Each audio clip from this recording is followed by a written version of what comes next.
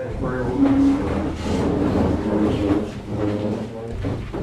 Come, Holy Spirit, fill the hearts of your coffee faithful, kindle in us the fire of your love. Send forth your Spirit, and we shall be created, and you shall renew the face of the earth. O God, by the light of the Holy Spirit, bid instruct the hearts of the faithful. Grant us the same Holy Spirit, that we may be truly wise and ever know your consolations. Through Christ our Lord. Amen. How y'all doing this morning?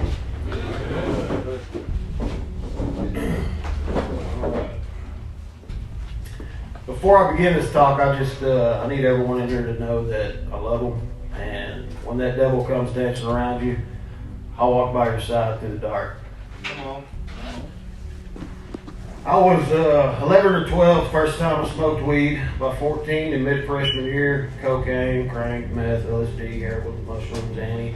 Had already been ran through. Sophomore year, started getting recruited by Division I college football teams. Got multiple letters a day, was class favorite. Was very blessed in many ways. But decided to skip out on college ball. And at 19, got assault charges caused bodily injury. From a late night, almost killed my dad. Engaged at 21, single at 24, engaged again at 27, single at 28. And finally graduated up to the needle for a drug I used on a daily basis all the way up to a little bit over a year ago. And at 33 was in a long-term rehab in Kentucky. My name is Cody Tucker, and this talk is over changing the world. Micah 6:8. Mankind, he has told you what is good and what it is the Lord requires of you. To act justly, to love faithfulness, and to walk humbly with your God. We tend to lose sight of that true vision of God, and we are so quick to call him out and question where he was when we needed him. Where were you, God, when I was broken? So quick to cast judgment on God. You weren't there for me when I needed you. And you weren't even there for Jesus when he cried out to you. That's the moment God shows the vicious scars on his back and the holes in his feet and his hands.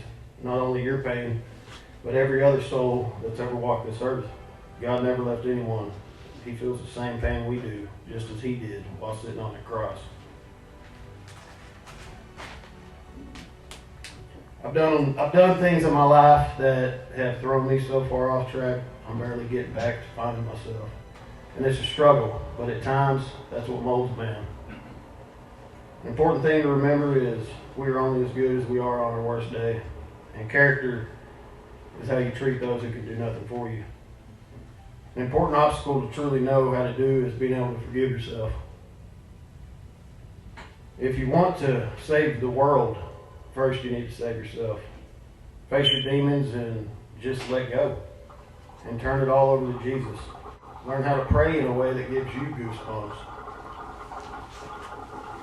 Become vulnerable with yourself. Put faith in the right place in your mind and heart. To have faith, you must have trust.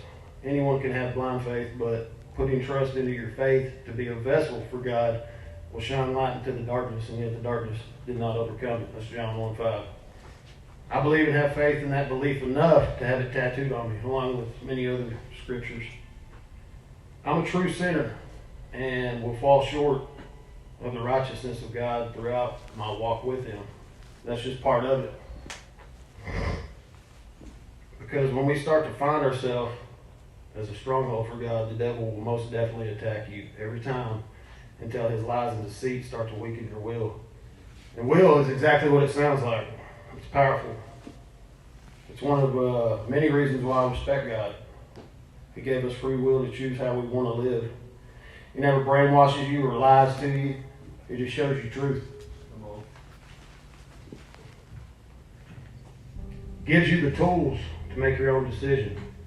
You think God really needs us? He don't. But he chose to die on that cross for you and I. Yeah. To die for the people who won't even think about it. Using that gift of willpower for God, but use it against him. And they will lose every time. Don't be fooled. The devil isn't red with horns. He is that charismatic magician that can make an illusion become reality for someone who puts himself before God. He is that laser show or fancy light system sometimes in the church who is forgetting the true gospel. The gospel isn't sitting around talking about David and Goliath and how your David and Goliath is your failing marriage or your unemployment or your broken home or your disadvantage in life. To me, the gospel isn't even about us. It's about it's about Jesus Christ and what He did on that cross to give us grace. After all the stuff I've done in my life through the devil's lies and manipulation, it's a daily struggle to stay humble and let go of my past and let God have it. But when my soul is illuminated through the Holy Spirit by using the tools that God blessed me with and all of you, then that struggle is fuel for my fire. I don't sit back and hope for anything because the power of God will overcome it all. It ain't easy, no sir. Anything worth having never comes easy. To walk through the dark and to get to the light is an opportunity to reach into places that others are incapable of doing and witness to people the love that God has for them. You don't have to be famous and wealthy to impact this world. All that is needed is love. A very selfless love. And just because I'm up here preaching to y'all, which trips me out, but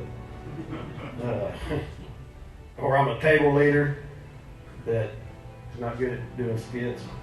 It is what it is. But don't get it twisted. We're all equal, and we all stand level at the foot of the cross. Sometimes you just got to let God mold you into a strong Christian leader so you can go and spread the gospel. Be that light for someone.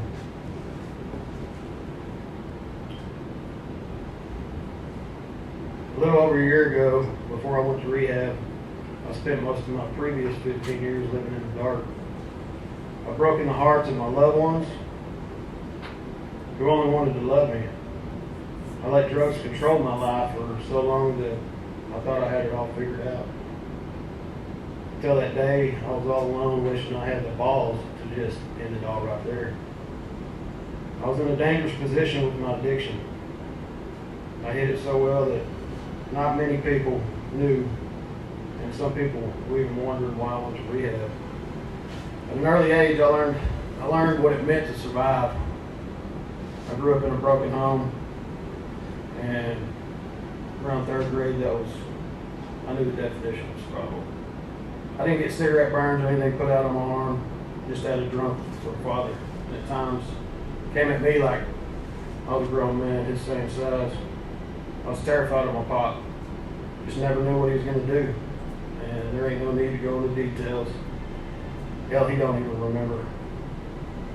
But I remember the day he realized I wasn't that 7 or 8 year old kid anymore, and I was looking down at him. I wasn't your everyday drug user. At least I wasn't all the way up to about the last year or two.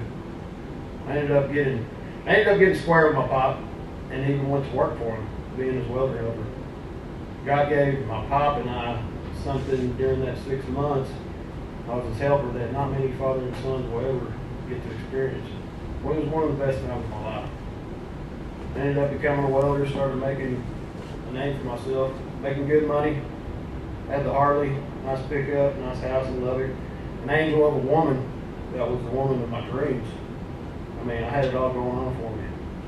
People were impressed with the success and maturity I had gained. Little did anyone know I was going through maybe 2 8 balls a week, sometimes more.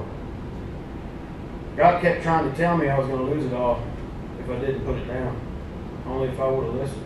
But sure enough, that's what happened. The truck was repoed, no money, no fiance, no future family or kids.